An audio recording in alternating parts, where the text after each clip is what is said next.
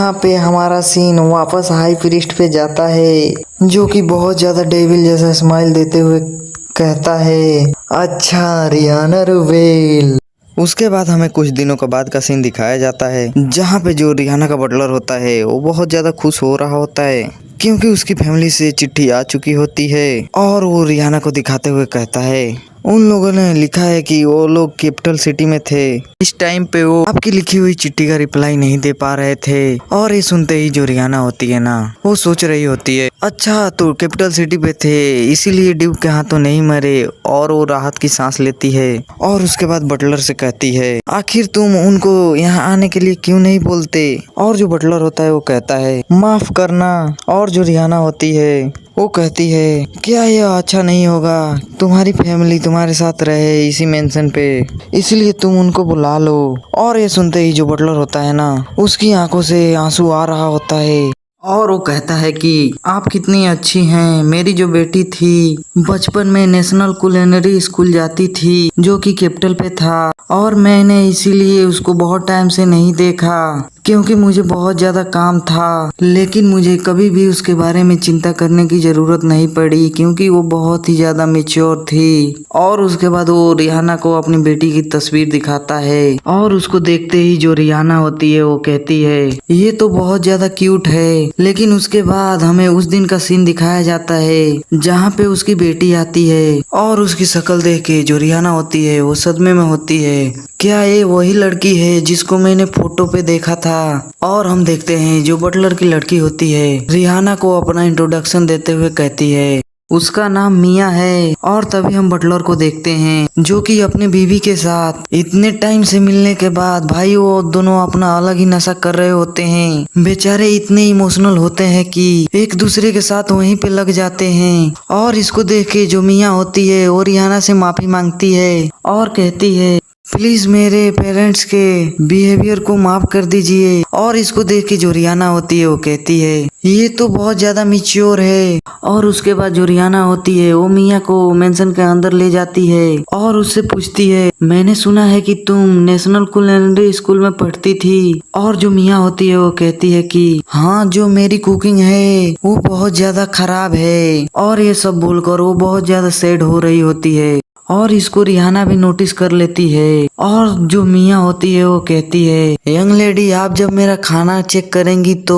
आप बहुत ज्यादा डिप्रेस्ड हो जाएंगी। और जो रियाना होती है वो कहती है, वैसे तो तुमको खाना बनाना पसंद है क्यों। और ये सुनते ही जो मिया होती है वो कहती है, हाँ मुझे पसंद है। और जो रियाना होती है वो कहती है, तब तो ठीक है, वैसे भी मुझे बहुत ज्यादा भूख लगती है और मैं इस हालत में नहीं हूँ कि मैं चूज कर सकूं कि क्या बनाना है, इसीलिए तुम क्या सूप बनाना पसंद करोगी। और जो मिया होती है वो कहती है, हाँ ठीक है, मैं ट्राई करके देखूंगी। और उसके बाद रियाना उसको किचन में ले जाती है, जहाँ पे किचन को देख के जो मिया होती है वो कहती है, वहाँ पे ब्लैक फायर है, मैंने आज से पहले कभी भी इस तरह की फायर नहीं देखी। और जो रियाना होती है वो कहती है, हाँ ये जो फायर है मैं अपने मैजिक से बनाती हूँ। और ये सुनते ही जो मिया होती है वो पीछे पलटते हुए कहती है, आप तो डेविल तो नहीं हो क्यों। और जो रियाना होती है वो कहती है कि देखो ये सीधी सी बात है। और उसके बाद वो डराते हुए कहती है, जब तक तुम यहाँ पे अच्छा खाना बनाओगे तब तक मैं इस वर्ल्ड को डिस्ट्रॉय नहीं करूंगी। और ये सुन के जो मिया होती है उसकी भी फटके चार हो जाती है। और उसके बाद हमारा सीन कट होता है। उसके बाद हम डाइनिंग टेबल को देखते हैं जहाँ पे बहुत सारा खाना होता है। इसको देख के जो रियाना होती है वो कहती है,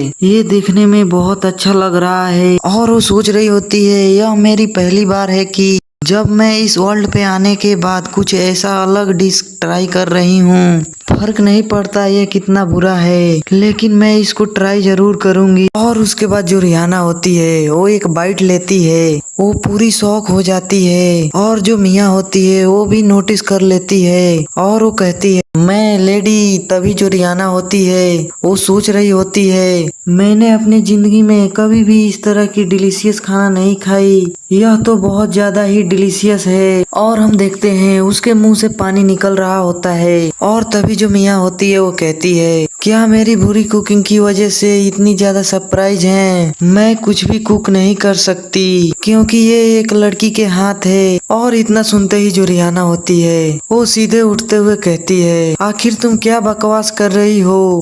तुमको ये बात किसने कह दी? स्कूल वालों ने। ये कितना अमेजिंग डिश है। मैंने इस तरह की डिश आज तक अपनी जिंदगी में कभी नहीं खाई। और ये सुनते ही जो मियाँ होती है वो पूरी तरह से शॉक हो जाती है। और तभी पीछे से आवाज आती है कि हाँ वो सही कह रही हैं। और हम देखते हैं कि ये तो रेस्टिन का नाइट होता है जो कि रोते हुए कह रहा होता है, मैं आज बहुत ज्यादा खुश हूँ क्योंकि ये जो डिश है ये बहुत ज्यादा ही डिलीशियस है। और इसको देख के जो रिहाना होती है वो मियाँ से पूछती है, ये बंदा यहाँ पे क्यों खा रहा है? लेकिन वो देखती है जो मियाँ है वो बहुत ज्यादा इमोशनल हो जाती है और रोते हुए कहती है, आज तक कभी मुझे किसी ने इस तरह का कुछ नहीं कहा। ये पहली बार है कि जब मुझे कोई इतनी अच्छी तरह से कॉम्प्लीमेंट दे रहा है। उन लोगों ने कहा था कि एक औरत का हाथ नोबल का खाना नहीं बना सकती, इसीलिए मुझसे कहा जाता था कि तुम अपने टाउन लौट जाओ।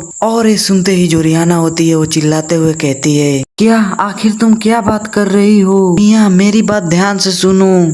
तुम यहाँ पे जो चाहे वो बना सकती हो। तुम मुझे बताओ कि तुमको कौन सी इंग्रेडिएंट्स चाहिए। और खुशी के मारे मियाँ रोने लगती है। और इन सबको देख के जो रेस्टिन का नाइट होता है, हाँ छोड़ो यार, इसके बारे में मैं बताने वाला नहीं हूँ, चलो आगे बढ़ते हैं। और उसके बाद हमारा सीन शिफ्ट होता है और हम उसी मैच को देखते हैं जो कि बर्फ से जम चुका होता है। और तभी वहाँ पे अपना ड्यूक आता है और वो इसको देख के वो पूरी तरह से घबराने लगता। और तभी उसके पास हाई प्रीस्ट आता है और वो बहुत सीरियस होकर ड्यूक से कहता है, मुझे ड्यूक से कुछ बात सुनना है। तो ड्यूक, क्या आप मुझे बताएंगे अपनी बेटी रिहाना रूबेल के बारे में?